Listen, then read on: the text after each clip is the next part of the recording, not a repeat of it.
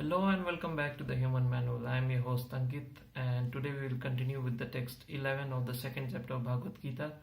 Till now we have seen how Arjuna had been arguing with Krishna with all his knowledge and all his judgment about the war and why he should not fight the war. He has been displaying all his religious principles, and based on that knowledge he has argumented with Krishna that it is fit for him to not fight this war, and he's been full of lamentation for his, and that is actually the false lamentation for his relatives, and therefore he is in complete distress, and therefore we had seen in the text 10 how he accepted Krishna as his guru, and therefore took shelter of Krishna, and he is waiting for Krishna. He is waiting for Krishna to enlighten him with his knowledge, and therefore so that he can get out of the lamentation, with the false lamentation which he has fell into. So we will now see ultimately what Krishna speaks to Arjuna, and actually the Bhagavad Gita starts from here, because now Krishna starts to speak to Arjuna, and he now clears his lamentation and all his concept, and therefore he is now going to get the absolute truth. So the Bhagavad Gita starts actually from now. So we'll continue with the text 11 of the second chapter of Bhagavad Gita.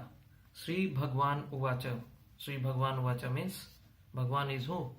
Bhagwan is Krishna himself. And Sri Bhagwan Uvacha, Krishna speaks. Asocyanan vasocastvam pragya vadam sabhasase gatasun gatasumscha nanu sonchanti panditaha. Asocyanan vasocastvam pragya vadam sabhasase. Asocyanan vasocastvam. What does that mean? Asocyanan vasocastvam means lamenting for something which is not worthy of lamenting. Pragya vadam se bhasase. Pragya vadam se bhasase means speaking of very learned words. So who is Krishna speaking this to? Of course Arjuna. And he is telling him that asocyanan vasocastvam, you are lamenting for something which is not worthy of lamenting. And Pragya vadam se bhasase means you are speaking of learned words, but you are lamenting for something which is not worthy of lamenting. Gatasun gatasumscha nanu sochanti panditaha.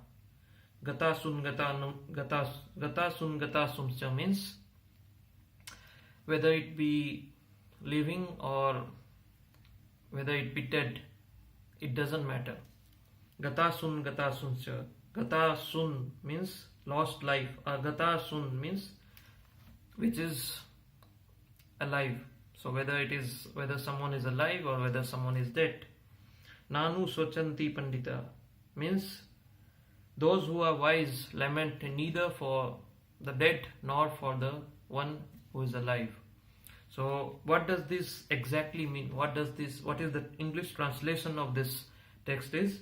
The Supreme Personality of Godhead, Sri Bhagwan Uvacha, he said, while speaking learned words, you are mourning for what is not worthy of grief. Those who are wise lament neither for the living nor for the dead. Gatasun gatasumcha nanu sochanti panditaha. Those who are wise lament neither for the dead nor for the alive. Now we will read the purport behind this text 11. The Lord at once took the position of the teacher and chastised the student, calling him indirectly a fool. Lord said, you are talking like a learned man, but you do not know that one who is learned, one who knows what is body and what is soul, does not lament for any stage of the body, neither in the living nor in the dead condition. So Lord Krishna immediately took the position of the teacher, as Arjuna requested him to be his teacher and be his guru and guide him in this present condition. So Lord Krishna immediately fulfilled the desire of his dear devotee Arjuna and immediately took the position of a teacher and chastised him that you are speaking in a way that you are very learned, but actually you are a great fool. You are talking like a learned man, but you do not know that one who is learned, one who knows what is body and what is soul, what is the difference between body and soul, does not lament for any stage of the body, neither in the living nor in the dead condition. So one who is actually wise will not lament whether for a lifeless body or a body which has life, because he knows that the soul never dies, but the body dies. Body is finished, body is perished. It is anyhow going to get perished. So he does not lament for the body, one who is wise. As explained in the later chapters, it will be clear that knowledge means to know matter and spirit and the controller of both.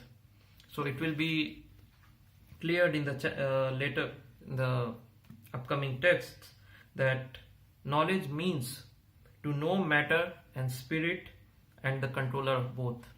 So the absolute knowledge, the real knowledge means to know what is matter and to know what is spirit and who is the controller of these two. So who is the controller? Krishna is the controller because he is the Supreme Lord. He is the Sarva Karana Karanam.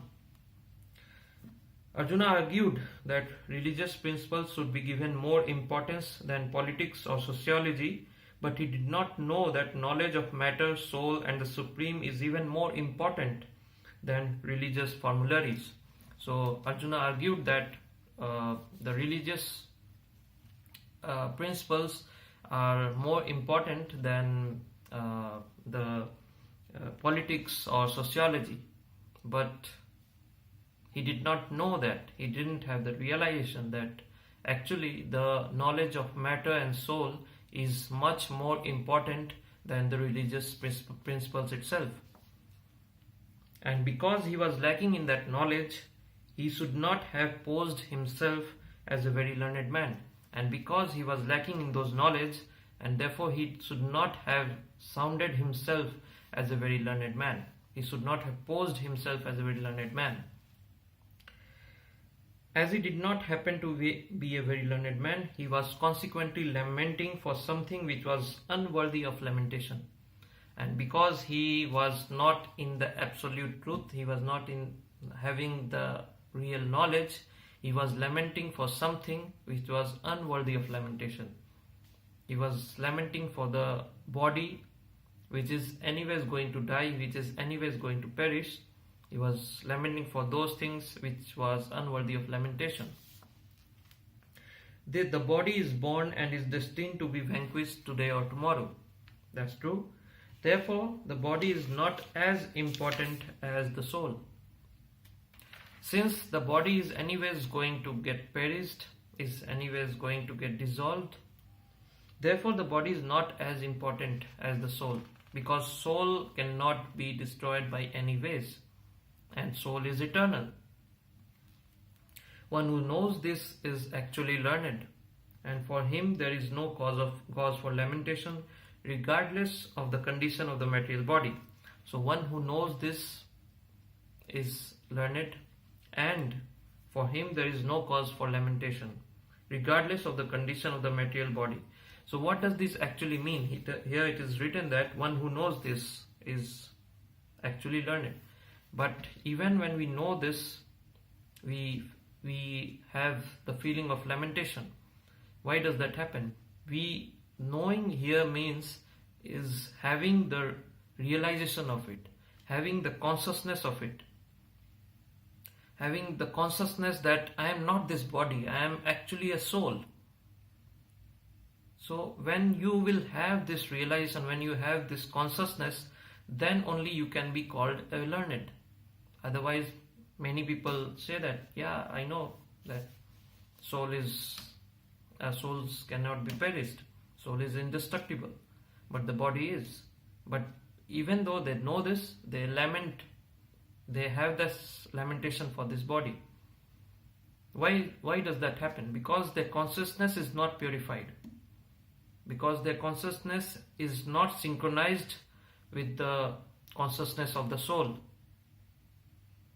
And therefore they lament. So knowing actually means having the consciousness, having the purified consciousness, the pure consciousness, having the realization of the pure consciousness of the soul. So only then you can be called a learned. And therefore it is written, one who knows this is actually learned, and for him there is no cause for lamentation, regardless of the condition of the material body. So that was text 11 of the second chapter of Bhagavad Gita. I hope you like my videos. If you like my videos, then please share and subscribe to my channel. And thank you very much.